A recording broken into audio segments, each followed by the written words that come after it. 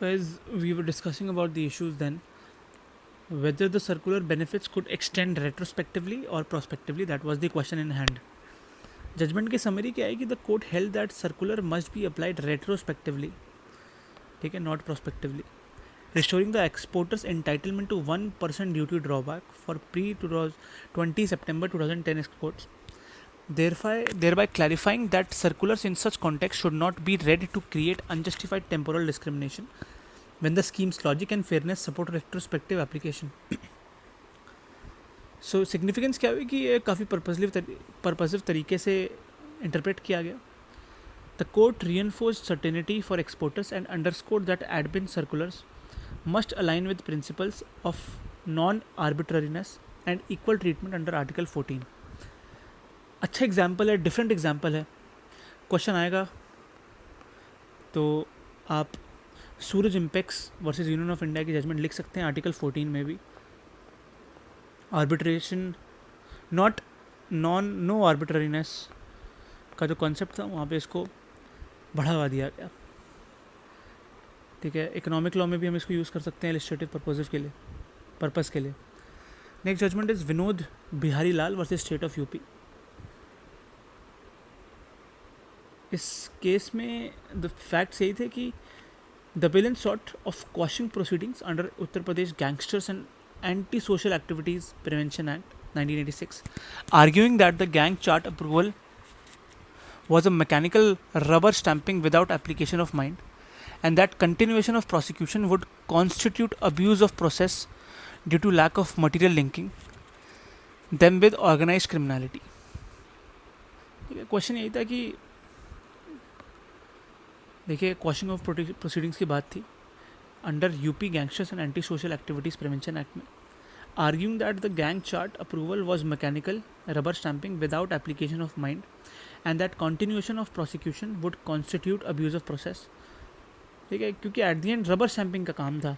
ठीक है, अगर मटीरियल लिंकिंग नहीं है in respect to organize criminality तो किस तरीके से आप इसको अलीज करेंगे. That was the question. Whether approval and prosecution under gangsters act met the threshold of application of mind and evidentiary sufficiency, and whether the High Court erred in declining to quash proceedings under Section 482 of CRPC when allegations were generic and uncorroborated. Generic allegations थे basically. Judgement की summary यही है कि supreme court quash the proceedings criticising perfunctory approval. ठीक है, approval परफंक्टरी था, मतलब lack था सब्सटेंस में, of the gang chart, and holding that continuation without substantive material would cause undue harassment and amount to abuse of process, thereby setting aside high court orders and recalling non-bailable warrants. ठीक है, legal significance ये था, decision रीअफर्म्स the abuse of process of doctrine under section 482 CRPC. अब ये BNSS में कौन से section में है, BNSS में कौन से सेक्शन में है, ये आप मुझे कमेंट में बताइए. And Titan scrutiny over preventive और deterrent criminal statutes deployed without evidentiary rigor, reinforcing due process and proportionality in pre-trial coercive measures. Exam का एंगल यही क्रिएट होगा. It is used as the template for arguments on quashing where organised crime labels mask thin evidence and for discussing judicial control over misuse of special criminal laws. ठीक है, एक template की तरह use होता है. ठीक है, ये सारी चीज़ें जो यूपी का एक्ट है, gangsters act and anti social activities prevention act of 1986 कि अब्यूज़ ऑफ प्रोसेस भी है. पहली बात तो हमें देखना पड़ेगा. आर्ग्यूमेंट्स यही हैं कि where it can be used as a template for arguments on quashing where organized crime labels mask thin evidence and for discussing judicial control over misuse of special criminal laws. Next case which we have to understand about is the case of Kasi Reddy Upendra Reddy versus State of Andhra Pradesh. Facts यही थे कि high profile case था Andhra Pradesh liquid investigation का. An accused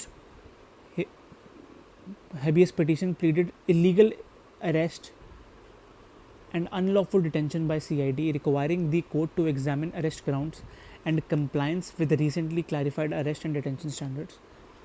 Whether the arrest satisfied the parameters contemporaneously crystallized in Vihan Kumar versus State of Haryana on disclosure of reasons, necessity and procedural safeguards, and whether continued detention violated constitutional right or not. वही again detention पे case है, ठीक है, detention के prospects पे case है. Judgement की summary यही है. The court found arrest requirements had been met in terms of disclosure and necessity and upheld the high court's refusal of habeas relief, emphasizing compliance with Vihan Kumar standards and rejecting assertions of illegality and arrest in the arrest and custody. Right, so that is the scene. That जो arrest के requirements है वो met हो गए हैं इन terms of disclosure and necessity, and जो high court का refusal था हेबियस रिलीफ पे और जो कंप्लायंस था विहान कुमार के स्टैंडर्ड्स पर वो कंप्लाई होता है at the end. Constitutional and legal significance क्या है? The ruling embeds Vihaan Kumar template within investigative practice and economic offences, signalling that while arrest power is constrained by procedural rigors, properly documented necessity and communication of grounds will be sustained. Right? Very simple. That the template of Vihan Kumar's case within investigative practice and economic offences, signaling that while arrest power is constrained by procedural rigors, properly documented necessity and communication of grounds will be sustained for the case. देखिए, अगर bell पे कोई question आता है तो उसका counter point हम इस केस को लिख सकते हैं. केस कौन सा? Kashi Reddy Upendra Reddy versus Andhra Pradesh. Kashi Reddy Upendra Reddy versus AP. Simple, ठीक है. Showed the Supreme Court's willingness to uphold arrests that meet the articulated threshold post Vihan Kumar in white collar investigations. It is as simple as that. देखिए, थोड़ी themes हैं जिस पे short notes भी बनवाए हैं. Vishal Garg versus registrar general का stay of Calcutta high court suo motu contempt related to 2019 Howrah court assault. It is relevant to contempt standards and supervisory oversight in bar police conflicts. देखिए, बेंच नहीं, बार versus police का जो concept है ना, उसमें हम इसको यूज़ कर सकते हैं. Then we have the case of, just a second, Weber versus state of Maharashtra. Circumstantial evidence doctrine was refined, reiterating the caps in accused explanation cannot relieve the prosecution of its primary burden beyond reasonable doubt. That was the thing. Rakhi Sadhu Khan versus Raja Sadhu Khan. वाह, क्या नाम है इनका. Enhancement of permanent alimony के concept की बात करी थी. And the calibration of standard of living factors amid inflationary pressures and reliance on maintenance के रिस्पेक्ट में केस था. मेंटेनेंस पे आए, परमानेंट एलिमनी पे आए, तो उसको आप लिख सकते हैं bank of India versus Shri Nangli rice mills private limited. Clarification of section 11 SARFAESI act in their interbank disputes. It is relevant to secured creditor enforcement architecture. Simple, very easy. देखिए, सेक्शन 3 पे हम आते हैं. Parliamentary legislation and policy developments. Supreme court amendments rule of 2025, working hours and operational reforms. ठीक है, basically बात उसी के बारे में करी गई है यहाँ पे. जस्ट अ सेकेंड, या The Supreme Court notified Supreme Court Amendment Rules 2025 to extend working hours and optimize operations, including working Sundays, with explicit objectives of enhancing disposal and institutional efficiency during and after partial working days of the summer session. ठीक है, summer session के बाद के लिए थी. अब यहाँ पे इसको आप एथिक्स में भी यूज़ कर सकते हैं. ठीक है. Change is framed as structural response to pendency dynamics observed across first half of 2025 and aims to create capacity through calendar judgments without sacrificing adjudicatory quality or procedural fairness. वही है, justice delayed and justice is justice denied.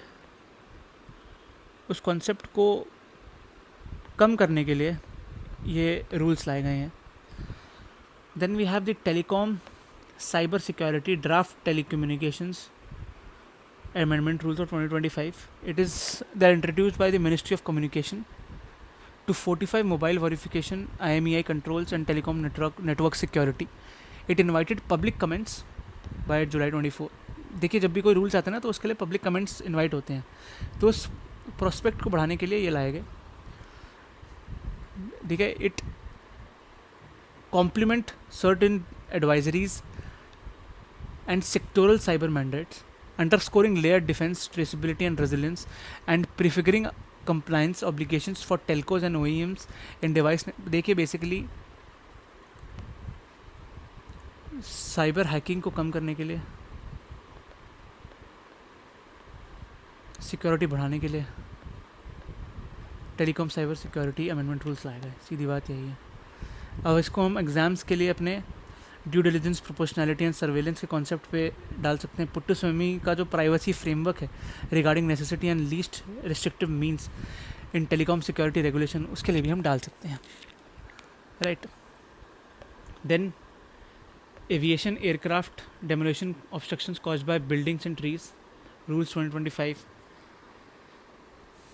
Proposed rules aim at proactive demolitions and clearance regimes for obstructions that jeopardize flight safety near aerodromes, responding to urban encroachment risks and aligning aerodrome safeguarding with international aviation safety principles. देखिए जब वो गुजरात में हुआ accident, उसके बाद aviation security, aviation development की आंखें खुल गई. कब तक खुली रहेंगी ये हमें पता नहीं है, लेकिन खुली इसलिए यहाँ पे जो रूल्स लाए गए हैं वो मैं आपको बता रहा हूँ, क्योंकि आंखें खुल चुकी हैं अभी. द ड्राफ्ट इंस्टीट्यूशनल, अभी भी ये ड्राफ्ट ही है वैसे, आपको मैं बताऊँ, it is only a draft right now. It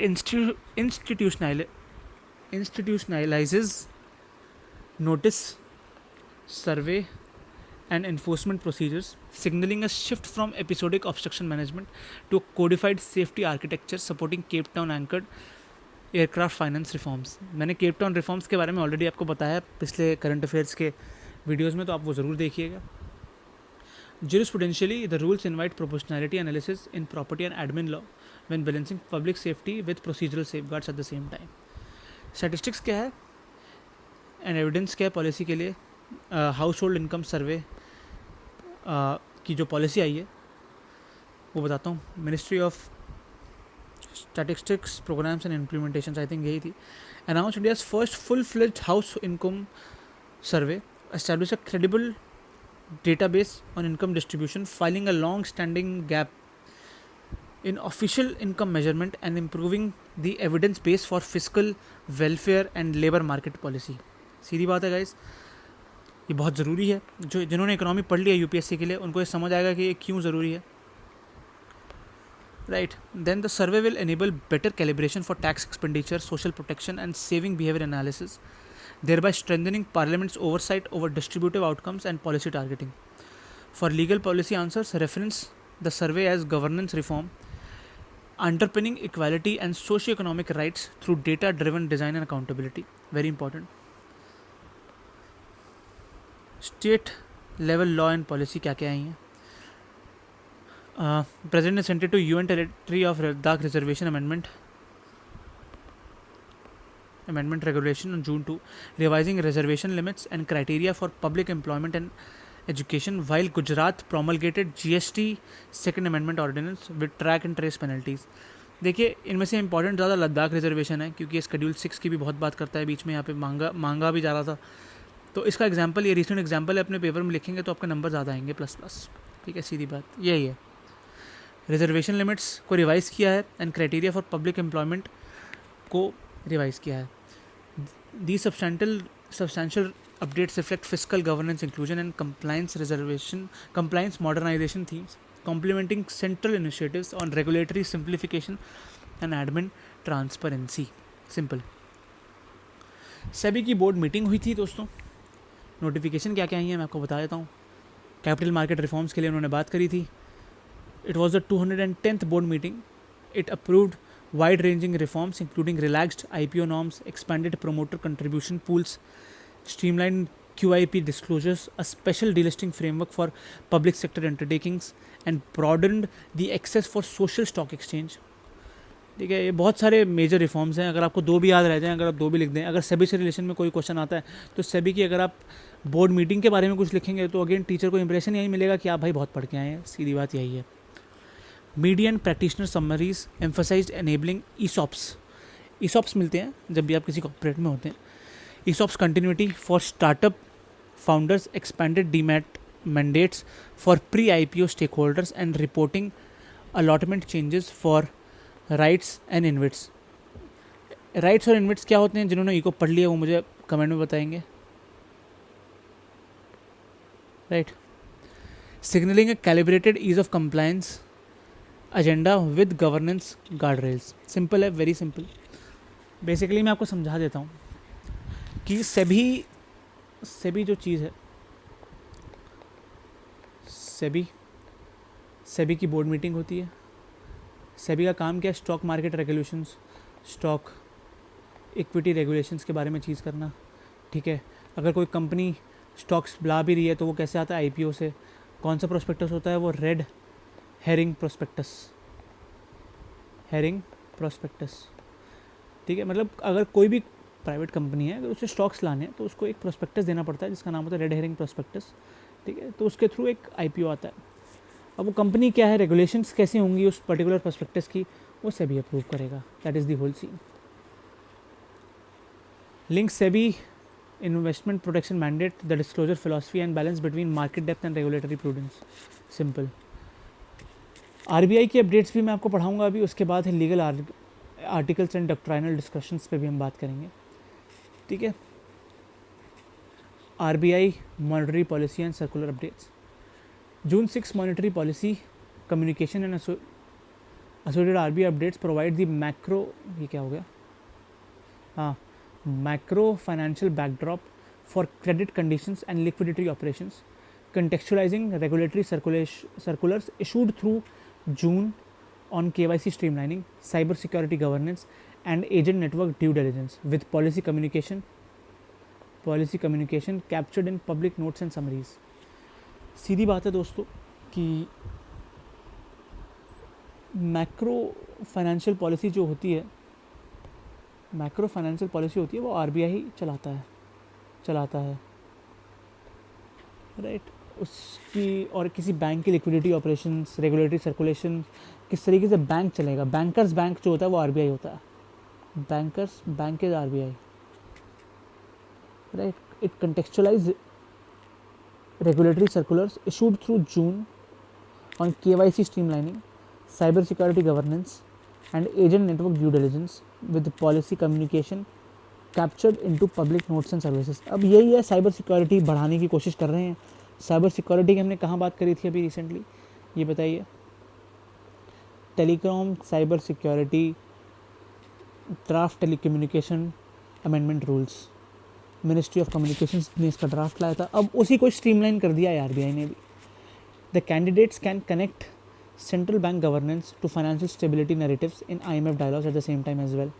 ठीक है.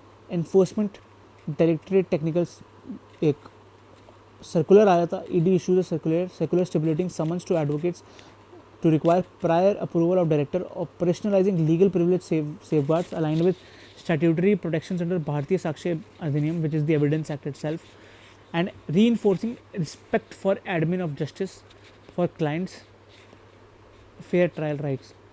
The instruction reflects institutional learning amid June Supreme Court reference concerning investigating agency summoning counsel, signaling a convergence between policy and judicial concerns over chilling effects on legal representation.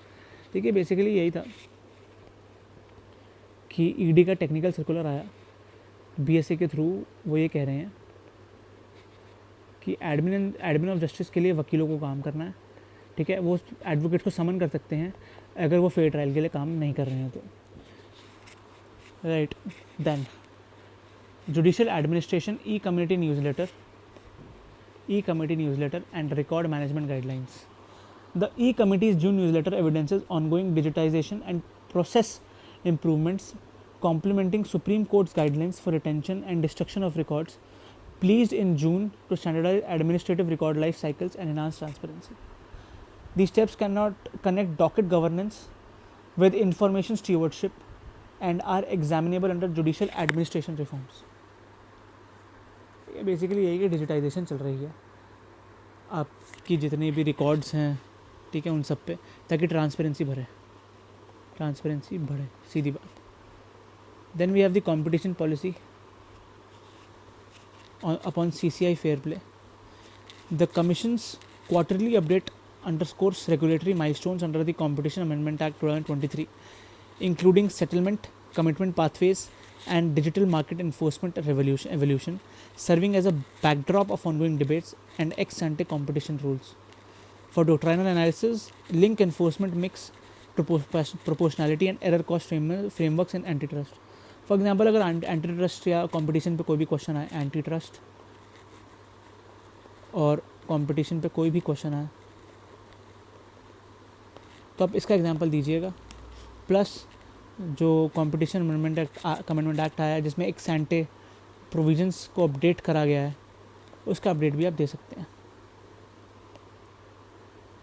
Update आप answer में लिखिए which is very important. Next thing which we'll study in the next video is section 5, legal articles and doctrinal discussions which are happening around us. Till then, if you like this video, don't forget to like, share and subscribe. Have a great day ahead. Thank you.